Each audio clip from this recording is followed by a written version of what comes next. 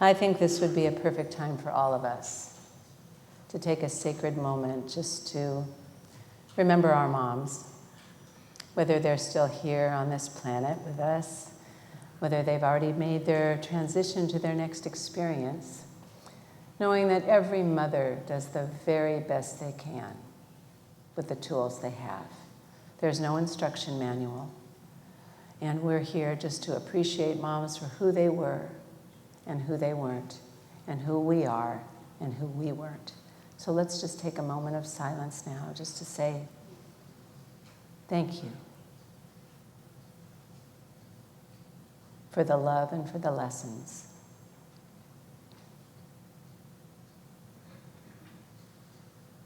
Thank you for the gifts and the challenges.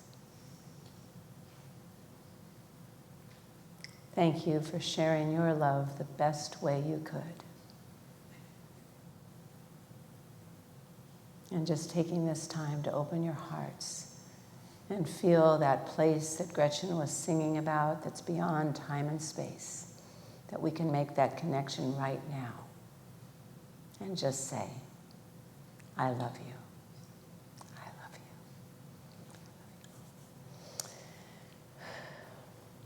you. You know, Ernest Holmes, who is the founder of our philosophy, our teaching, our religion, religious science, Centers for Spiritual Living, he so loved and respected his mom.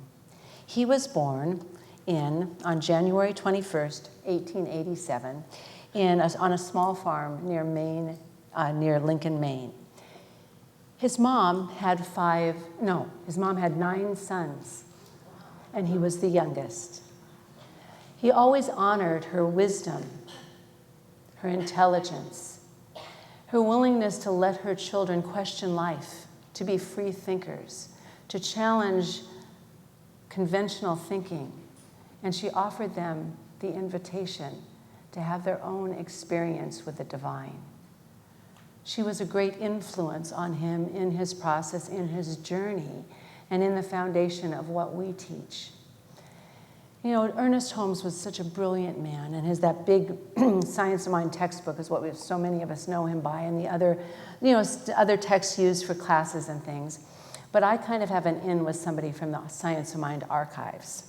And we'll talk about the archives that we visited 2 weeks ago. We'll talk about that next week. What an experience. But he found, it's called the Ernest Holmes Reader, a Holmes Reader for all seasons, and it goes from fall, summer, winter, spring, whatever those seasons are. Anyway, and writings that were found that had never been published, because he wrote a lot, were put into this manual, this book, and one of the articles, one of the chapters, one of the writings is called The Miracle of Mother Love. Isn't that beautiful? The miracle of mother love. Because he had such a great example of mother love. And here's what he wrote. It is wonderful, wonderful that God has so provided for us that when we first enter the world, we come through the loving protection of a mother's care. And there is waiting for every newborn babe the comfort and warmth and tenderness of a woman whose heart has been filled with an instinctive affection, something we know, mothers know, an instinctive affection and a deep-seated desire to impart themselves in the miracle of life. And he goes on to say that there's a difference between mother love and other kinds of love, because mothers truly do impart themselves, a piece of themselves, into their children. He said this is an example of God's love, because what we know is that God has imparted itself into each and every one of us and keeps doing so. So we know that, and he equates this love as the same thing, a mirror of God's love in us and through us and as us in the best way we can, Now, we also, at that time, need to honor the universal Mother, Father, God, the universal energy that is there, giving itself to all creation. I have another book. You know, we love mystics. And this is a book called Radical Love, and it's all about Sufi mysticism. And it talks about mother love, the radicalness of love. And it says, the root of the word love is God's yearning to be known. Because we know God is love. We know it. We can feel it. When we pray, when we meditate, when we're in nature, when we're with people that love, we know that's the love of Spirit working through us. We can feel that. That's the root word, God being known through us in the greatest, highest way as love. And that book goes on to explain that love bubbles up from the inside of God and bursts forth as creation. A big bang of love that keeps creating, keeps giving, and keeps working. Meister Eckhart, which we know is the 14th century, one of my favorite mystics, 14th century priest, theologian, mystic, Catholic, German Catholic, he said, what does God do all day long?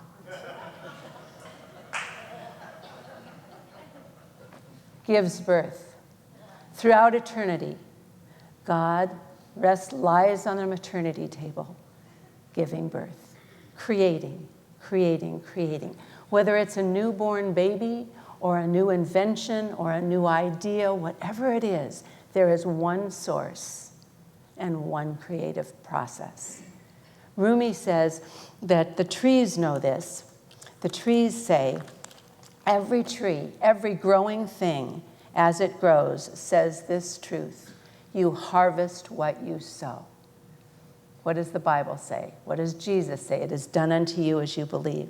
With life as short as a half-taken breath, do not plant anything but love. And that's the goal we're striving for. That's what we're working for. We want to be that love. Jesus, his main message to everybody, to humanity, his main message was love God and love one another. And he said the only way he could love so deeply, so broadly, so immensely, so completely is that he had been given this gift. He'd been so loved by an infinite parent that he was able to share that love with the world. And that's our invitation. Now, we talk about the little seeds of possibility that lie within all of us. But as Jesus said, we have to be that open space. We have to accept the goodness that's coming our way in order to fulfill that call for us. Because really, I believe that our whole purpose of being here on earth is to be a conduit of infinite love, of really to be a conduit of Spirit, of God's creativity, abundance, joy, happiness, peace, harmony, and most of all, love. That's our calling. So what I'd like you to do this day, this Mother's Day, May 11th, 2025, I want you to leave today with a little more space inside yourself to both give and receive love, because that's the message of this Mother's Day. So if we look at this life, that's why I was saying we have to look at life as the miracle of life. We don't know how these things happen. They're miracles to us. We can't explain what God is. We can feel it, but we can't explain it. The miracles, we can't explain them. We can just know them and experience them. Right here in this moment, every one of us, all life is in the womb of nature and the womb of creation. And if we feel that presence of Spirit that is all there is filled with the invisible forms, the seeds of possibility that everything humanity needs for well-being. We can't give up. Just as you were saying, Dave, we can't give up. It's all here for us right here and right now. Now, one of the things we need to know is that we can't put a period where God put a comma. There's always more. That's the law of unfoldment. I'd like to invite someone up here today, and this is a special day and a special reason, who's one of the favorite mothers in my life and one of the favorite people. Her caring, her goodness, her consciousness. I'm so proud of her. She's our daughter, Deanna. Come on up, girl.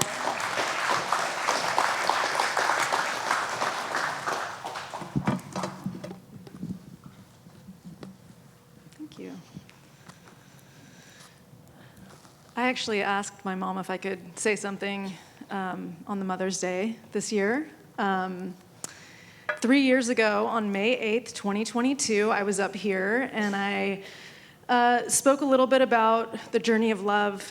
I think it was the 23rd anniversary of the center, and I really was celebrating my parents and my mom in particular, and the journey, all the things I've learned from her. And I was also kind of reflecting on what it was like for me to be the stepmom of 2 boys for many years, and it was really special. And when I asked my mom today to speak, I was going to talk about originally a really cool story I'd been thinking about kind of the highest expression of motherly love and how we all need to embrace that. And then I looked at the date, and it was May 11th, was today. And what I didn't know when I spoke on May 8th was that 3 days later, on May 11th, 2022, our daughter, Naya, was born.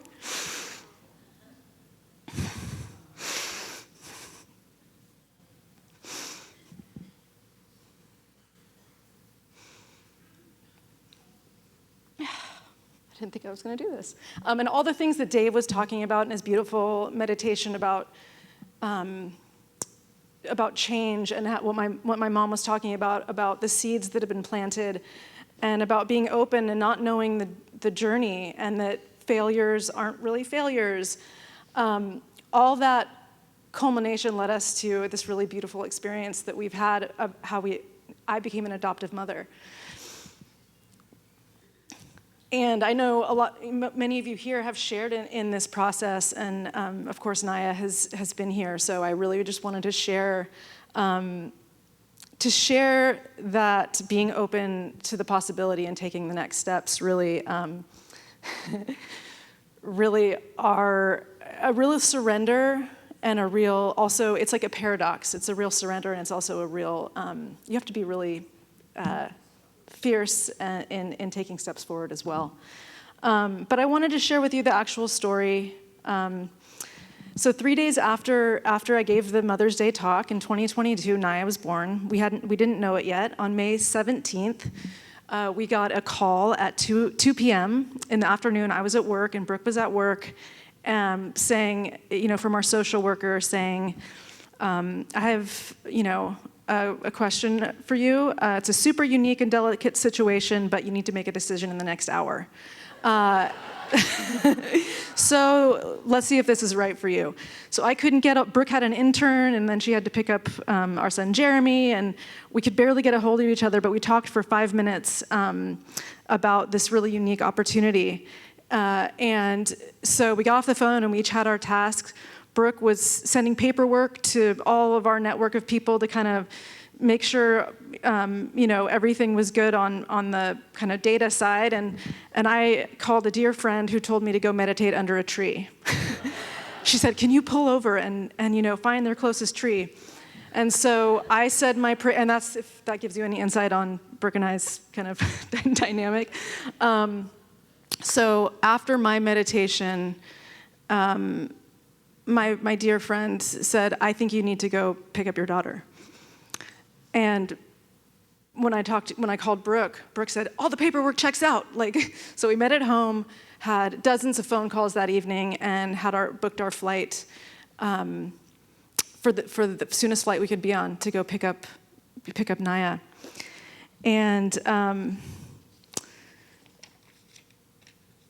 the difference on this time, we actually several months earlier had been on another flight out to New Jersey in the middle of winter. It was like 15 degrees. And this is something that was planned, and we were going to pick up, or going to be at the birth of another baby, and it was the middle of winter, so we had huge bags of clothes. Brooke was very committed to cloth diapering, so I had a bag of 30 pounds of cloth diapers that we had gleaned over the last several months.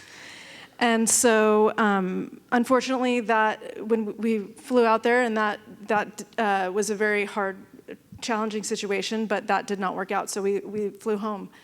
And a few months later, we had another potential adoptive experience that we actually were still going through our process of grieving, and we decided not to pursue. So we had a lot of no's along the path, disruptions, but we can't believe, what we have now.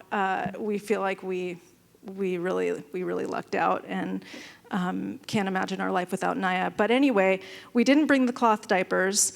There was, we arrived, we went in and had to, it was a very different birth experience, right? Being an adoptive parent, like we were signing papers and a lot of legal stuff and a team of people and coordination. And then they finally, Naya had been in an adoptive foster situation, and this really loving, interim foster parent had brought her to us, and she was 5.5 pounds, and my heart dropped into my stomach, and I was like, what have we done? Meanwhile, Brooke picked Naya up like a pro, and just within 15 minutes, I was like, okay, cool, we're good. I was like, I hadn't been, being presented with a newborn baby was scary, but it was amazing. And then what followed was we had 10 days of this really beautiful incubation phase that we wouldn't have had otherwise. It was just myself and Brooke and Naya. And I mean, the weather was perfect. We didn't have to bundle up. And an interesting thing that happened is we were like, oh, what do we do while we're here for so many days? And does anyone here know Salvador Dali, the artist?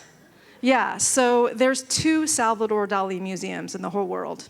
One of them is in France, which I've been to twice. I forewent the Louvre both times I was in France and went to the Salvador Dali Museum.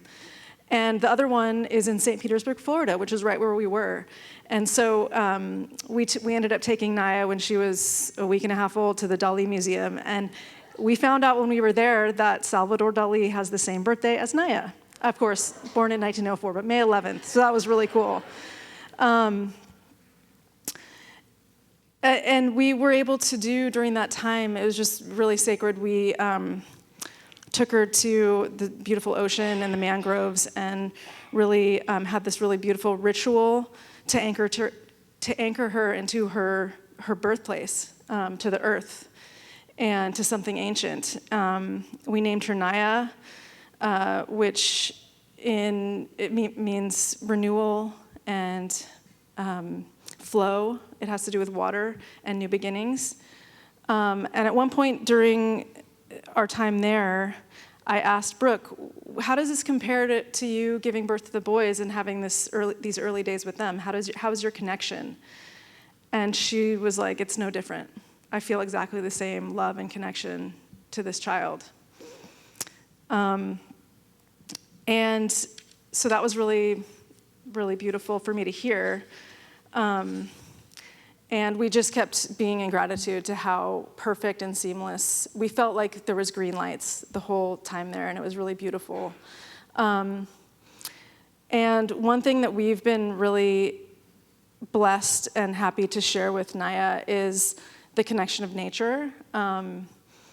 How I know for me, nature, and it's Mother Nature and Mother Earth, how its healing impacts to be able to calm and regulate myself, and how I've been able to share that with Naya even to this day. We talk about going out if she's upset and having a nature bath, and it just calms her down. I took her camping a couple days ago up at Palomar Mountain, and she slept better than she slept in months. And it's really, really cool to be able to share that with her, to know what soothes your child and to what we can do to soothe ourselves as well. So yeah, I guess just being a mother in general, particularly to like a very new life, I've realized that it's parenting in paradoxes, that, you have to be a protecting, loving force, but not too much. You have to be a guiding anchor, but also let them be themselves. And you have to really surrender to change, constant change. And that is something that we have to do in our life too. And I'm realizing, these lessons I'm learning from a very focused period of early childhood are also things that are just, I'm growing as a person as well. And it makes me feel empowered to be a mother and a woman. And really being empowered to weave a life, a social life, a deep community of people, and create the little village and world that we want to see for ourselves, just like we're doing here. So the last things I just wanted to say, again, is that kind of lessons I've learned from the process, particularly of adoption, is that you can hold love and fear at the same time. Even though there's so much uncertainty, we can also have love. Learning to live with both is part of the growth. We don't get to control the timeline on anything, really. It asks you to surrender again and again and again, timing, process, paperwork, emotions. Love isn't limited by biology. And that's kind of, we all have chosen family, and we know that can be a lot of times even more powerful than a biological family. Love is energetic, it's chosen, and it's lived. It's not all genetic. It takes a village and a good team to raise good people. Friends, families, social workers, lawyers. Naya's coming from, Naya has 2 moms. Everyone says, oh, she's so lucky. She also has 2 big brothers, grandfathers, and a million uncles that she loves. So, and aunties, and it's just a really beautiful, beautiful process. But it's not, it does take that energy and that collaboration.